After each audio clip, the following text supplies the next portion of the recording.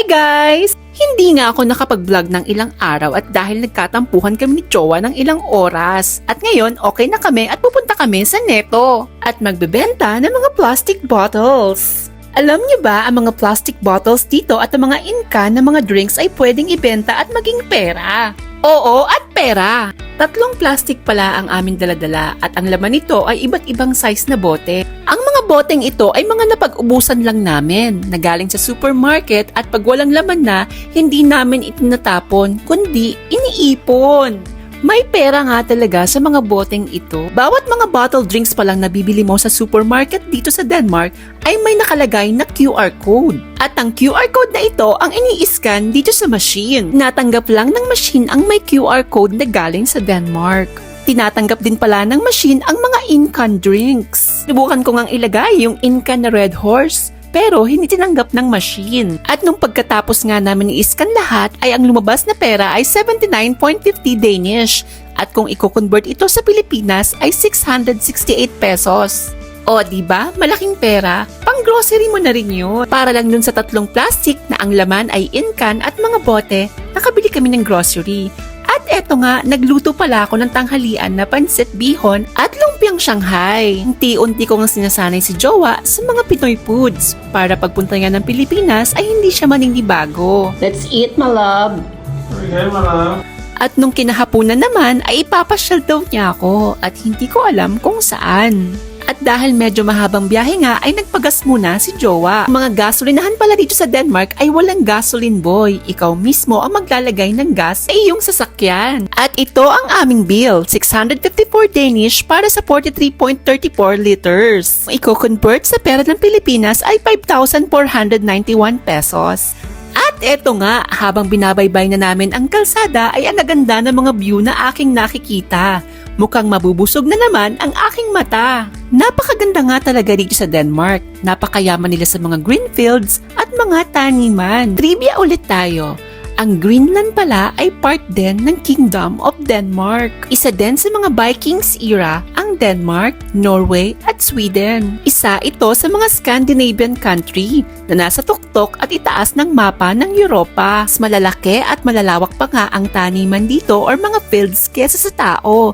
Ang tao nga pala dito ay konti lang dahil mababa lang ang population dito sa Denmark. Hindi natin katulad sa Pilipinas ay anak lang ng anak. Dito sa Denmark, ang pag-aasawa at pag-aanak ay pinaplano. Meron din sa mga ugaling Danish ang ayaw pag-asawa at gusto lang mamuhay ng mag-isa. At eto na nga, medyo natatanaw ko na kung saan kami pupunta. Ito nga pala ang Slattered Hedge Lighthouse. Ang Slattered Hedge Lighthouse nga pala ay located sa Southwestern Peninsula dito sa South of Denmark. Sojours nga pala sa South of Denmark at Nordjurs naman para sa North of Denmark. Napakaganda nga ng mga tanawing makikita mo dito sa Slattered House Lighthouse. Makikita mo rin ang mga ibon na nakapila sa himpapawid na lumilipad. Ang galing ano? First time ko nga lang makakita ng mga ganyang ibon na lumilipad na nakapila. Ang Slattered Hedge Lighthouse nga pala ay itinayo noong 1872 at na-rebuild noong 1894. At kinalaunan nga ay naibenta rin ito sa isang private individuals. At kahit nga nabenta na ang lighthouse ay inopen pa rin nila ito sa publiko. Libre ka nga lang makakaakyat sa lighthouse, ngunit may oras nga lang ang pagsara at pagbukas nito. Pagkatapos nga namin sa lighthouse ay naglakad naman kami patungo sa ikalawang lokasyon. Medyo mahabang lakaran nga raw, sabi ni Jowa, mga 15 minutes. Habang naglalakad nga ay dinadamdam ko ang mga tanawing aking nakikita. Ramdam ko nga ang peaceful at kalmado sa lugar na ito. Sa paglalakad nga namin ay may dalawa kang option. Pwede kang dumaan sa may dagat at pwede ka ring dumaan sa forest. At dahil mabato nga sa bandang dagat ay sabi ko kay Jowa ay sa forest na lang kami maglakad.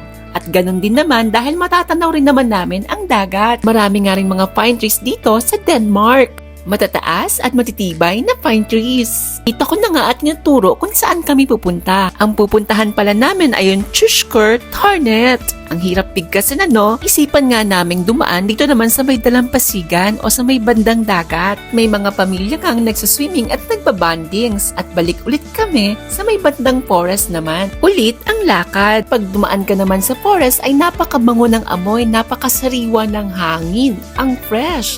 May sari-saring ang mga prutas akong nakikita katulad ng raspberry, blackberries at blueberries. At unti-unti ko na nga natatanaw ang Cheshire Tornet.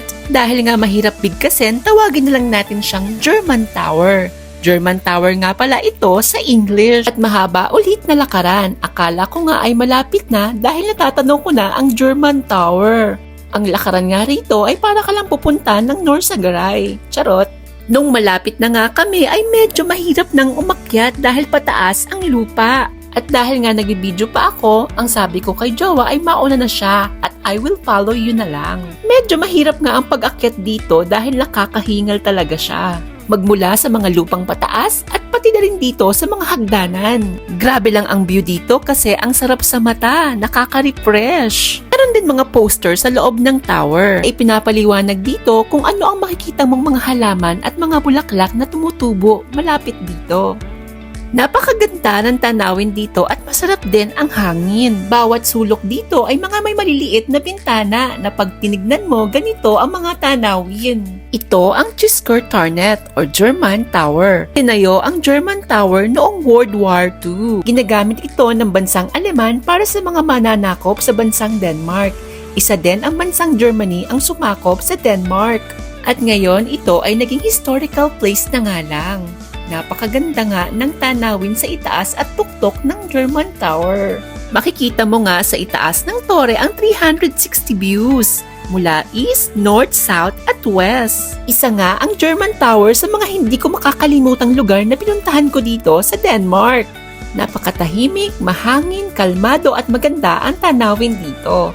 Nakita rin pala namin ang sinasakyan naming barko papuntang Copenhagen. Ito yung papuntang city dito sa Denmark. Maganda kang mag-picture-picture dito at gumawa ng mga videos para sa mga reels. At dahil kasama ko si Jowa at syempre kasama rin siya sa mga videos ko. Masarap din maglabing-labing at mag-sweet moment dito. At dahil okay na kami ni Jowa, sweet-sweetan na ulit kami.